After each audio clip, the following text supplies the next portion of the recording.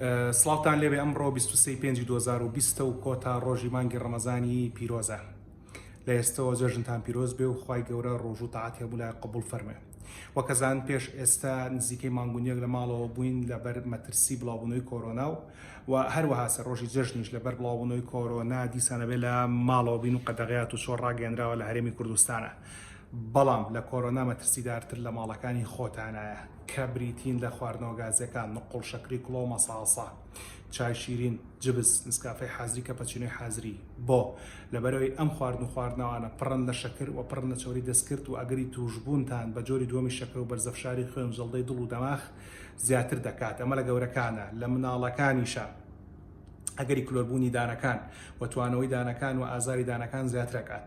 سوپاس بۆ خۆتا کۆسە قوربانیانی کۆرۆنا لە وڵاتی ئێمە زۆر کەمە و 5 کەس تاکو ئێستا بردون و توانە کۆرۆنایان هەبووە. بەڵام ڕۆژانە لە کوردستان و لە سلێمانی زیاتر لە 5 کەس دەمرن، 5 بە جەڵدەی دڵ و 5 بە جەڵدەی دەماغ. ئەمە بە پێی ئامارەکان. تکاتان لێ یەکەم خواردنەکانتان کۆنتڕۆڵ بکەن و ئەم چەند ڕۆژی کە لە ماڵن سوودی وەرگن بۆ وەرزشکردن بۆی کە تەندروستی دڵ و دەروونتان سەلامەت و پارێزراو بێ. جگەلەوە بیرتان بێ و خواردن و خواردنان بۆ مناڵەکانتان مەدەن و خۆشتان مەیخۆن و ڕۆژانە دووجار دانەکانتان بشۆن بۆ پاراستنی خۆتان و ئازیزان و خۆشەویستانتان لە ئازار و کلۆربوونی دان و جەڵتەی دڵ و جەڵتەی دەماغ.